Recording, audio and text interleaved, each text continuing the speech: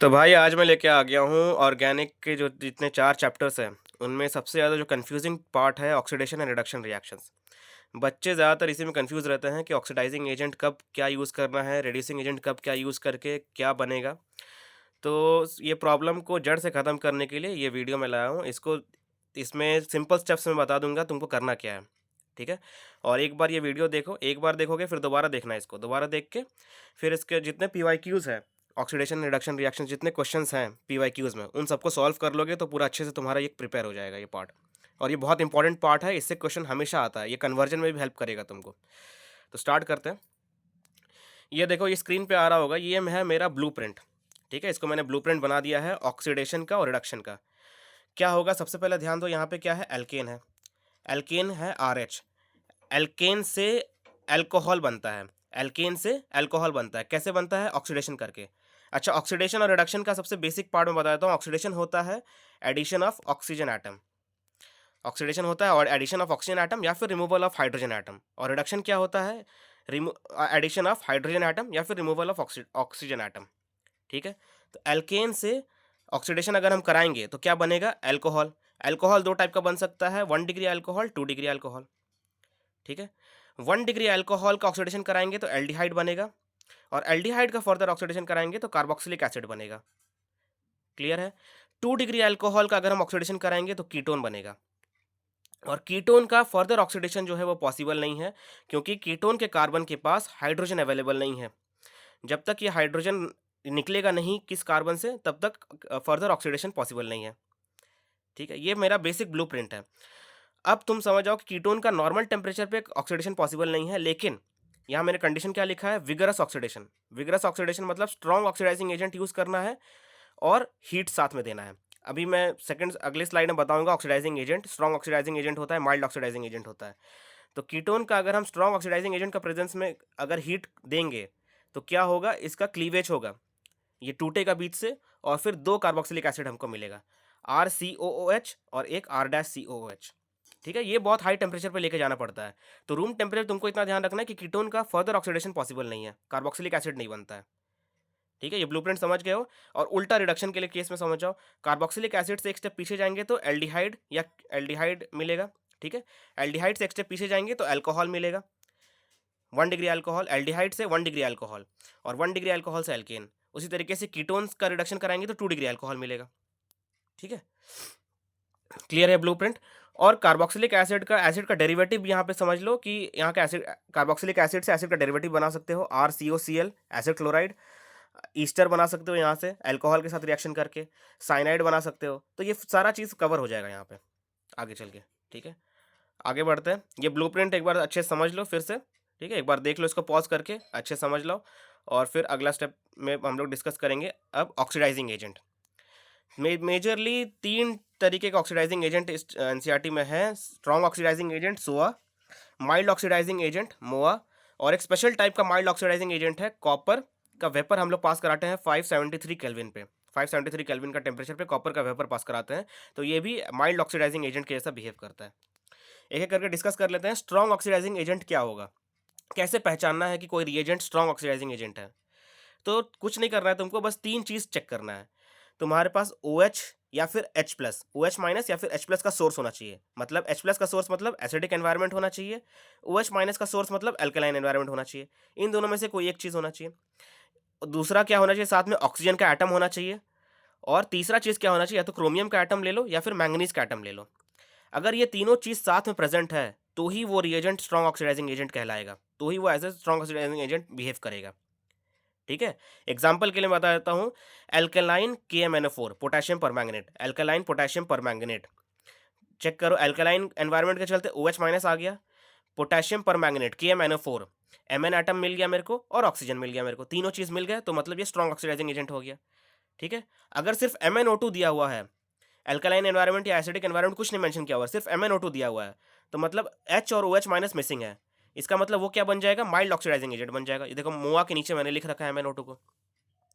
उसी तरीके से एसिडिफाइड पोटेशियम डाइक्रोमेट, एसिडिफाइड के चलते H+ का सोर्स आ गया, K2Cr2O7, Cr का सोर्स मिल गया मेरे को, Cr एटम और ऑक्सीजन एटम मिल गया, तो ये तीनों मिलकर क्या बना लिया? स्ट्रॉन्ग ऑक्सीडाइजिंग एजेंट मिल गया। इसी तरीके से अगर एक भी इसमें मिसिंग है, मतलब एसिडिक एनवायरनमेंट अगर नहीं दिया हुआ है, तो क्या हो जाएगा, CrO3। CrO3 किस तरीके से बिहेव करेगा, माइल्ड ऑक्सीडाइजिंग एजेंट के जैसा बिहेव करेगा।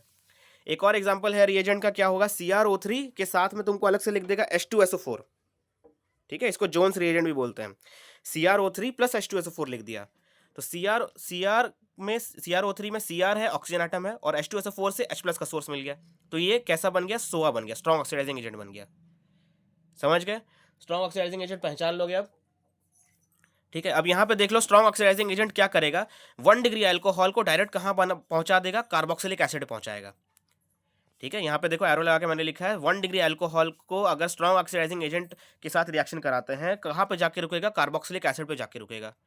2 डिग्री अल्कोहल को अगर हम स्ट्रॉन्ग ऑक्सीडाइजिंग एजेंट के प्रेजेंस में ट्रीट करते हैं, तो कहाँ पे रुकेगा, कीटोन पे रुकेगा, क्योंकि कीटोन के आगे बढ़ ही नहीं सकता है वो, कीटोन के आगे कार्बोक्सिलिक एसिड नहीं बना सकता है वो, इसलिए कीटोन पे रुक जाएगा।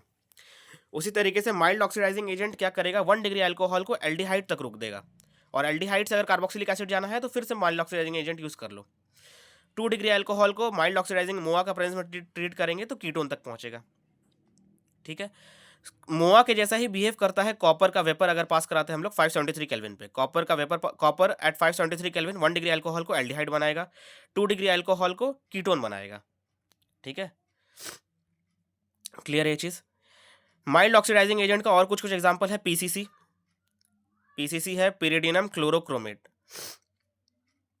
ठीक है, ये पीसीसी का एग्जांपल हो गया, सॉरी पीसीसी मोआ का एग्जांपल हो गया, CrO3 मोआ का एग्जांपल हो गया, MnO2 मोआ का एग्जांपल हो गया। और भी कुछ कुछ तुम्हारे बुक में दिए हुए हैं, टॉलेंस रिएजेंट। टॉलेंस रिएजेंट भी माइल्ड ऑक्सीडाइजिंग एजेंट है। टॉलेंस रिएजेंट कहाँ पढ़े हो, टॉलेंस टेस्ट में पढ़े हो। टॉलेंस टेस्ट कौन देता है, एल्डिहाइड देता है। एल्डिहाइड को किस में कन्वर्ट करेगा माइल्ड ऑक्सीडाइजिंग एजेंट, यहाँ पे आ जाओ, एल्डिहाइड को माइल्ड ऑक्सीडाइजिंग एजेंट किस में बनाएगा, कार्बोक्सिलिक एसिड में कन्वर्ट कर देगा। ठीक है, समझ गए ये चीज। टॉलेंस रिएजेंट का जब हम लोग लिखते हैं क्या बनता है, एमोनिकल सिल्वर नाइट्रेट। अगर थ्योरी लिखोगे टॉलेंस रिएजेंट क्या होता है, एमोनिकल सिल्वर नाइट्रेट। और अगर इक्वेशन फॉर्म में लिखना चाहोगे तो इक्वेशन फॉर्म में बनता है Ag ब्रैकेट में NH3 होल ट्वाइस, और पूरे पे जो कोऑर्डिनेशन कंपाउंड बनता है पूरे पे ब्रैकेट बनेगा और ऊपर प्लस चार्ज। इसको बोलते हैं हम लोग टॉलेंस रिएजेंट। ठीक है, थ्योरी लिखोगे इसका तो क्या लिखोगे, एमोनिकल सिल्वर नाइट्रेट, और इक्वेशन फॉर्म में लिखोगे तो Ag NH3 होल ट्वाइस और पूरे के ऊपर plus charge. Fehling's reagent, Fehling's reagent भी माइल्ड ऑक्सीडाइजिंग एजेंट होता है, और ये एल्डिहाइड को कार्बोक्सिलिक एसिड में कन्वर्ट करता है। टॉलेंस और फेलिंग्स में डिफरेंस ये है कि टॉलेंस जो है एलिफैटिक और एरोमेटिक एल्डिहाइड दोनों को ऑक्सीडाइज कर देगा कार्बोक्सिलिक एसिड में, और फेलिंग्स रिएजेंट क्या करता है, सिर्फ एलिफैटिक एल्डिहाइड को ऑक्सीडाइज कर पाता है, एरोमेटिक एल्डिहाइड को ऑक्सीडाइज नहीं कर पाता है। तो एरोमेटिक एल्डिहाइड जो है वो रिएक्शन नहीं देगा फेलिंग्स रिएजेंट के साथ। फेलिंग्स रिएजेंट अगर थ्योरी लिखोगे तो क्या होगा, ये होता है, it is a mixture of Fehling solution A, जो कि होता है copper sulphate, aqueous copper sulphate का solution, plus Fehling solution B, जो कि होता है सोडियम पोटेशियम टार्टरेट। इसका इक्वेशन अगर लिखोगे तो सिर्फ Cu2+ लिखना है, सिर्फ Cu2+ लिख दो कि इक्वेशन फॉर्म में, इतना लंबा चौड़ा लिखने का याद रखने को जरूरत नहीं इक्वेशन में। थ्योरी में अगर तुमको लिखना है तो लिखना it is a mixture of Fehling solution A plus Fehling solution B. Fehling solution A होता है एक्वस कॉपर सल्फेट, और फेलिंग सॉल्यूशन बी होता है सोडियम पोटेशियम टार्टरेट। अगला जो है देखो, ये है NaOH प्लस X2, कभी कभी ऐसे भी लिख देता है, X2 की जगह I2 लिख देगा, सबसे common example NaOH plus I2, और ये दोनों मिला के क्या बनता है, NaOI। ठीक है, NaOI ये भी एक माइल्ड ऑक्सीडाइजिंग एजेंट है, और कहाँ यूज करते हैं हम लोग, आयोडोफॉर्म टेस्ट में यूज करते हैं। आयोडोफॉर्म टेस्ट कौन देता है, अगर मेरा एल्डिहाइड या फिर कीटोन ग्रुप में, एल्डिहाइड और कीटोन का जो कार्बन है उसके सटा हुआ अगर मेरे पास CH3 ग्रुप प्रेजेंट है, अल्फा पोजीशन पे मिथाइल ग्रुप प्रेजेंट है, तो वो क्या करेगा, आयोडोफॉर्म टेस्ट देगा। ठीक है, वो खुद ऑक्सीडाइज हो जाएगा कार्बोक्सिलिक एसिड में, एल्डिहाइड और कीटोन जो है कार्बोक्सिलिक एसिड में ऑक्सीडाइज हो जाएगा। ठीक है, इसका कंडीशन क्या है, C डबल बॉन्ड O जो ग्रुप है उसके साथ में CH3 ग्रुप लगा हुआ होना चाहिए, तभी ये आयोडोफॉर्म टेस्ट देगा। ये सारे एग्जांपल हो गए माइल्ड ऑक्सीडाइजिंग एजेंट का।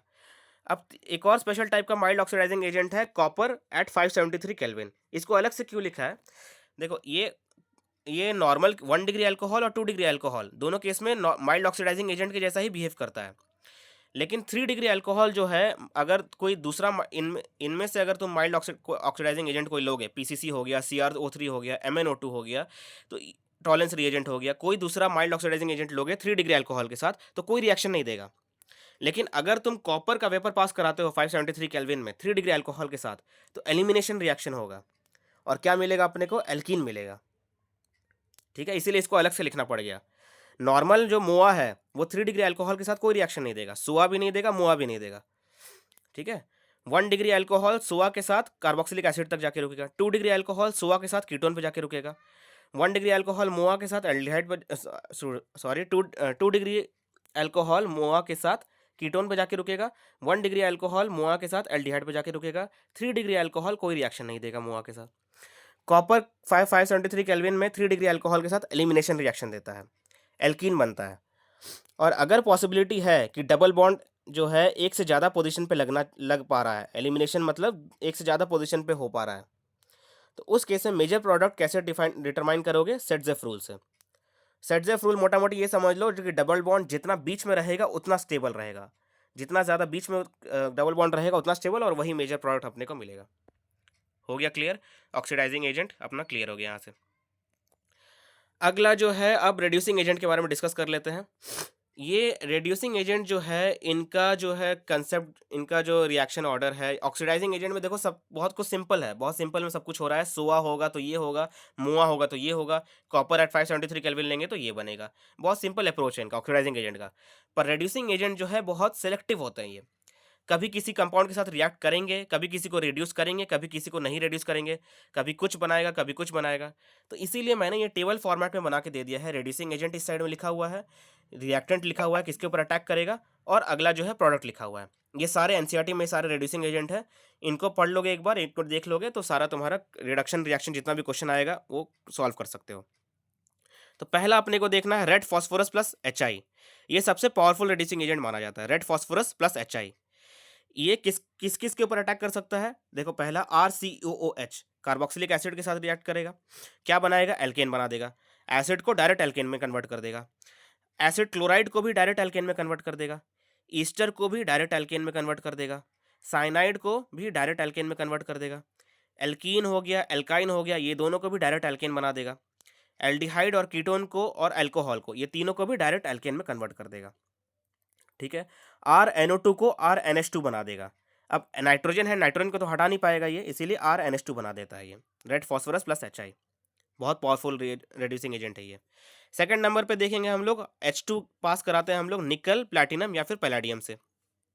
ठीक है, निकल, ये कैटालिटिक हाइड्रोजनेशन बोलते हैं इसको। हाइड्रोजनेशन कहाँ से वर्ड आया? हाइड्रोजन ऐड करा रहे हैं हम लोग, और कैटलिस्ट की प्रेजेंस में करा रहे हैं। कैटलिस्ट क्या क्या लेते हैं? निकल या फिर प्लैटिनम या फिर पैलेडियम लेते हैं।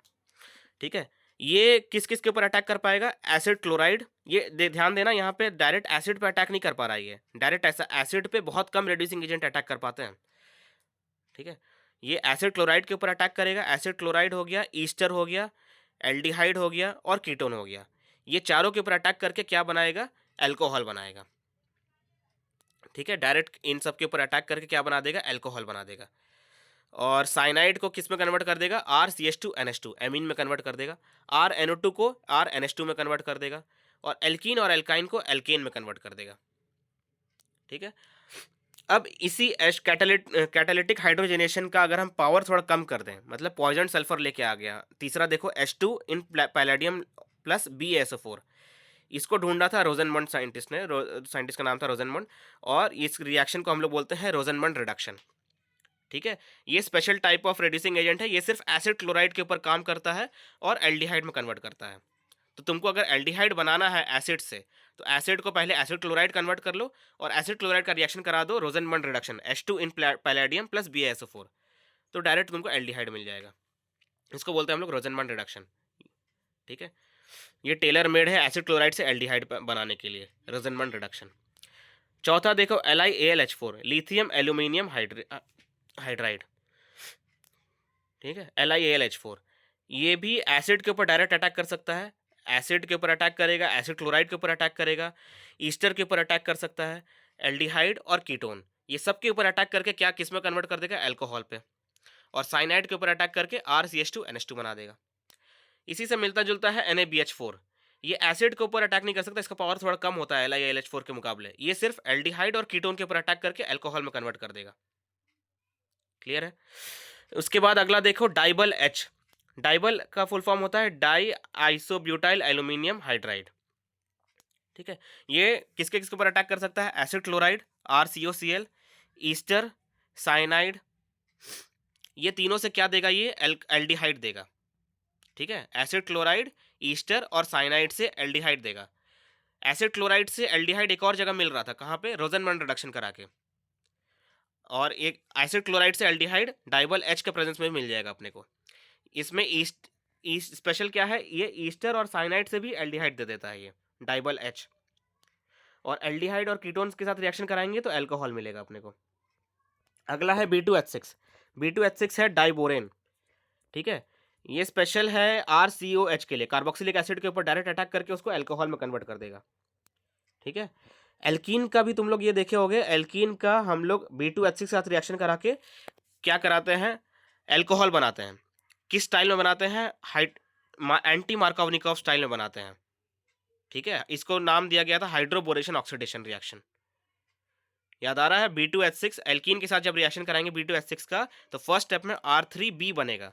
और इस R3B का जब हम फर्दर परऑक्साइड का प्रेजेंस में OH माइनस सोर्स लेके आते हैं, तो क्या मिल जाएगा अपने को? एंटी मार्कोवनिकॉफ स्टाइल में अपने को अल्कोहल मिलेगा।